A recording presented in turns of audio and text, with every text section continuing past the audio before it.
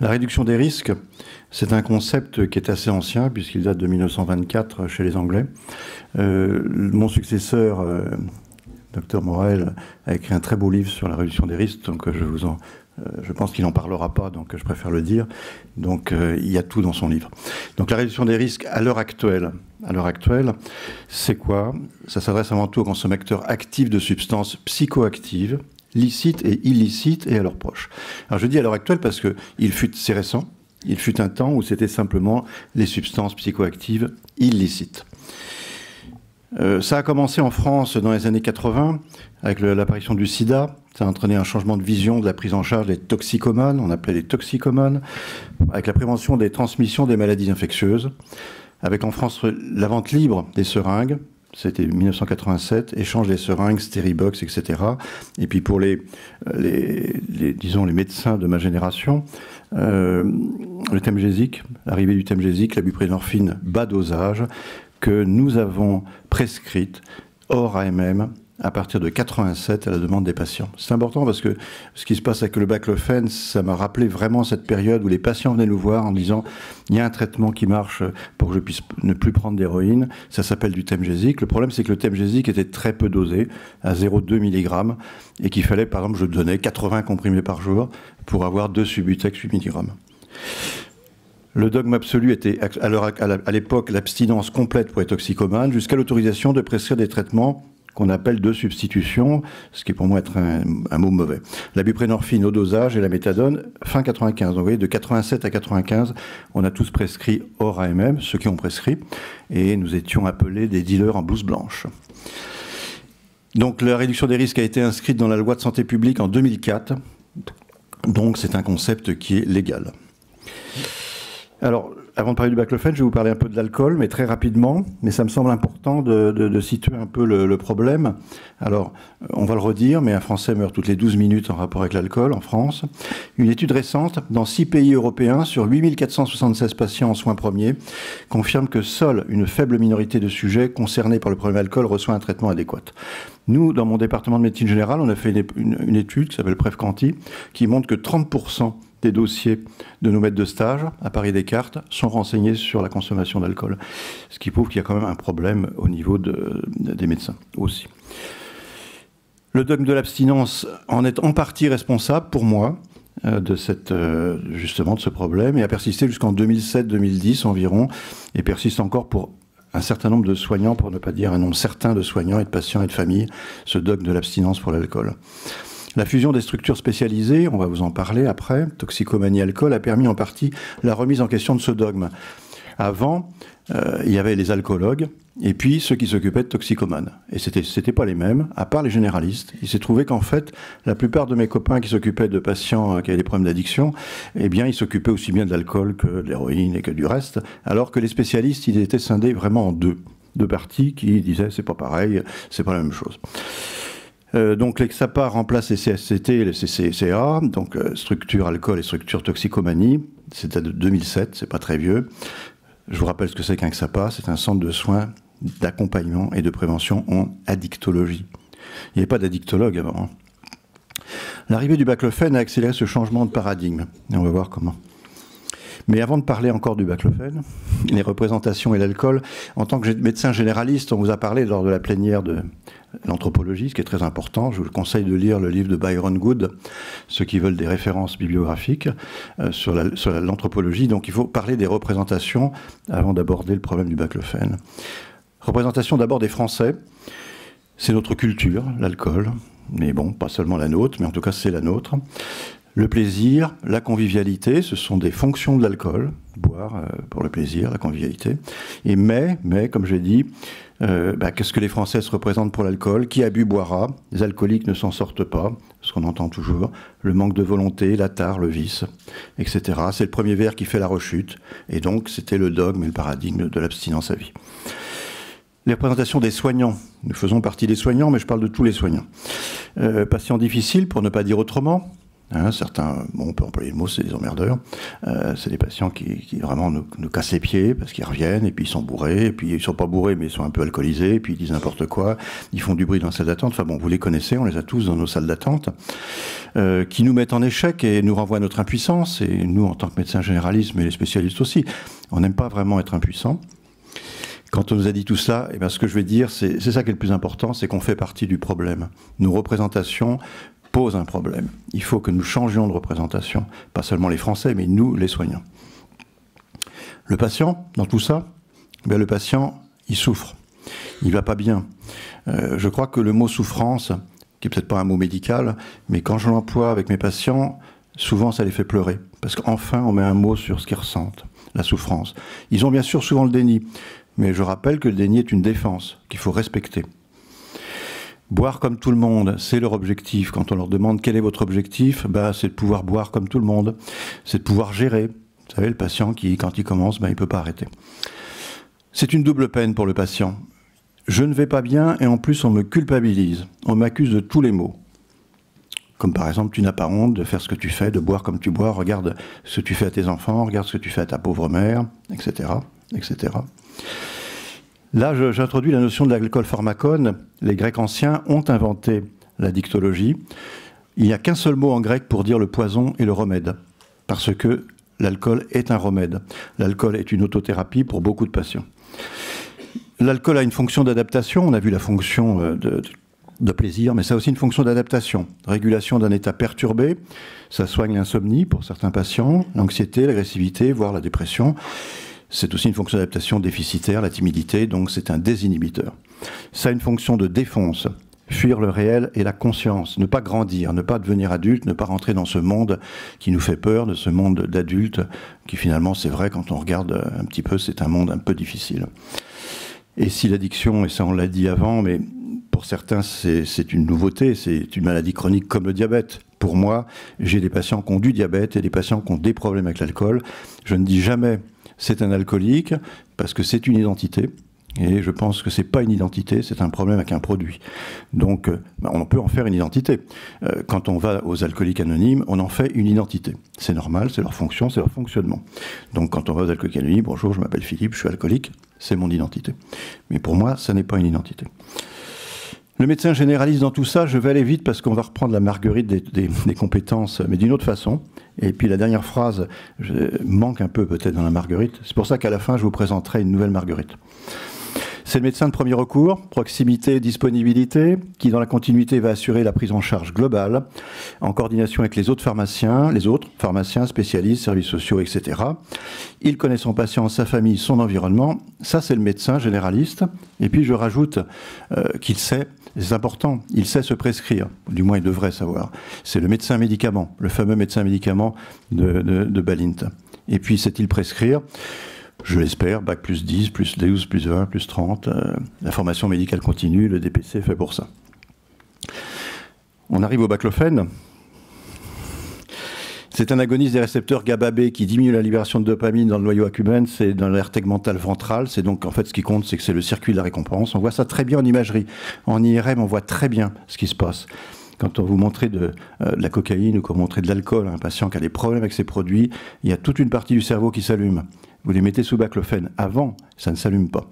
Ceux que ça intéresse, je vous donnerai un lien où sur YouTube, il y a un très beau passage du professeur Childress là-dessus. 1972, AMM, indication sclérose en plaques et troubles spastiques. 1993, mise en évidence d'un effet pour l'alcool. Vous voyez, 93 par Krupitsky. 2008, publication du livre grand public du professeur Amezen, qui était un grand patient, enfin, j'allais dire un grand alcoolique, mais qui avait beaucoup de problèmes avec l'alcool, puisqu'il a tout perdu à cause de l'alcool.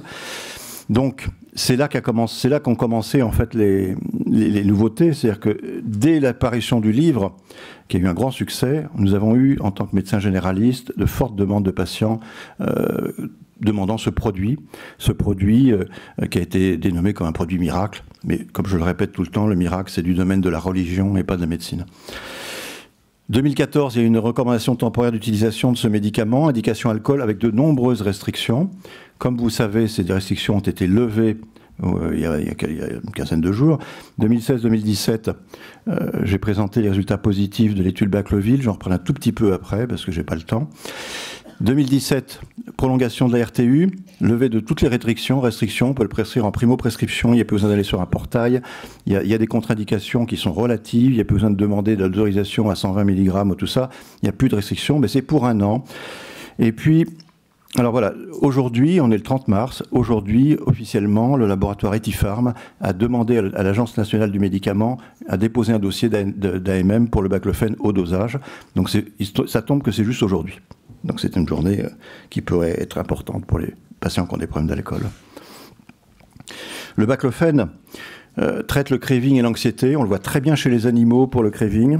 Chez les hommes, chez l'être humain, ça marche aussi très bien. Je vous le dis, on le voit en imagerie cérébrale. Pour ceux que ça intéresse, je leur donnerai le lien.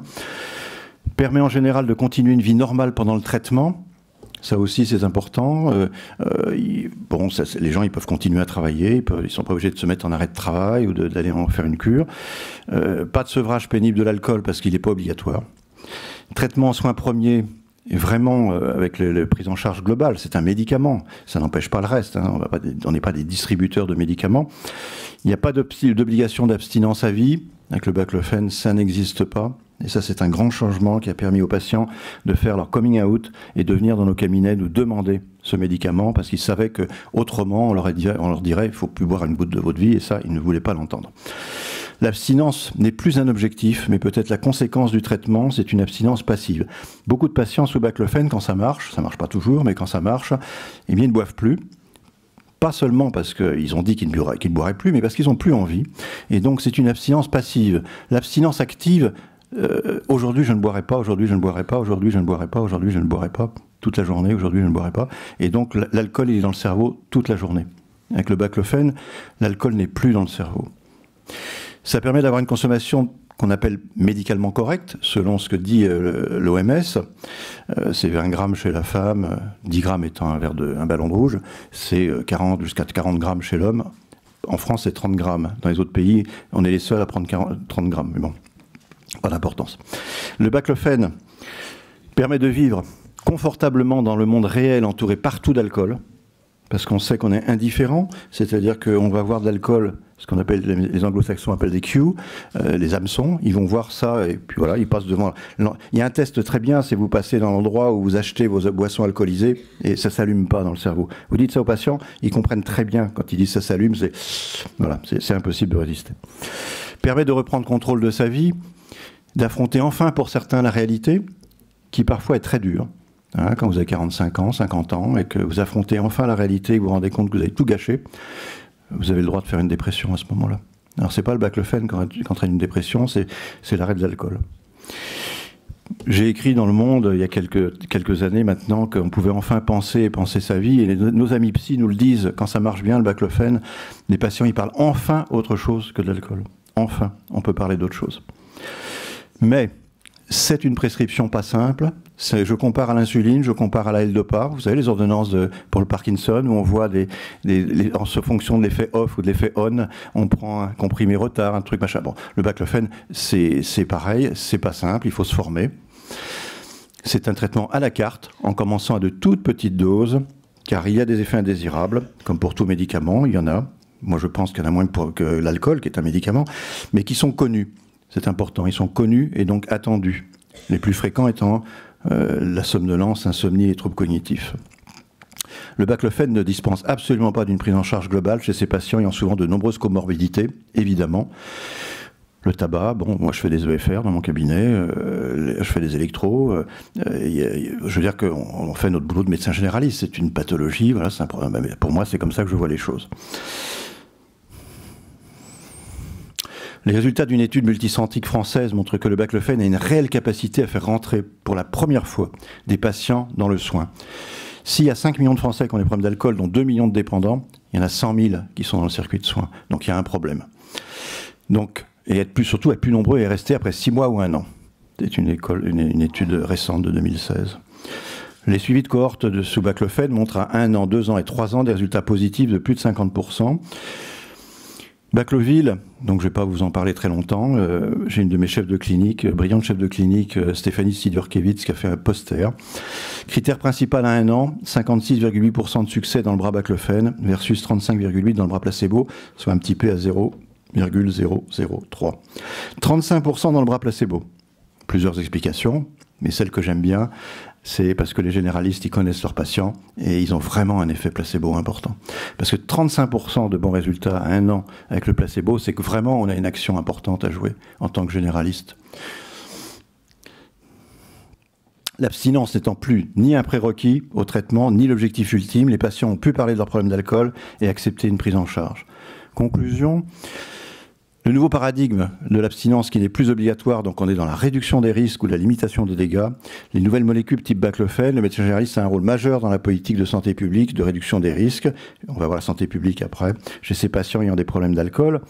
Le médecin généraliste fait une médecine moderne du XXIe siècle. Et puis, ma collègue Julie a montré la marguerite des compétences.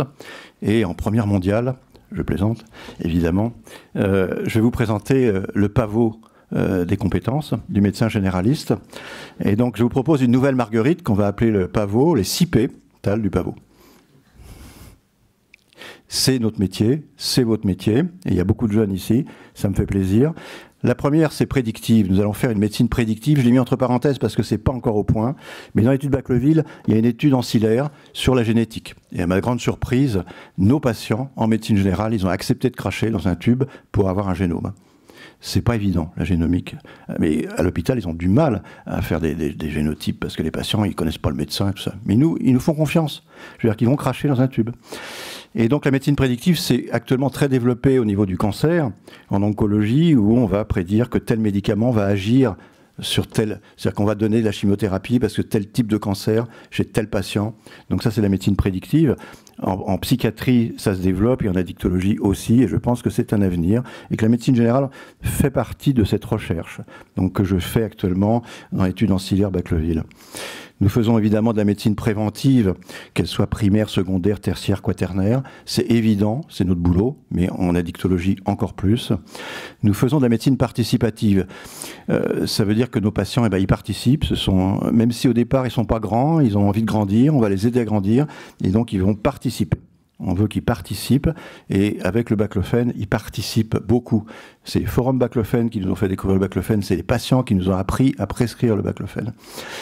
La médecine prouvée, c'est Bacleville, puisque j'ai prouvé avec une étude en double aveugle randomisée versus placebo pendant 1 an, en soi premier sur 320 patients, que c'était supérieur au placebo.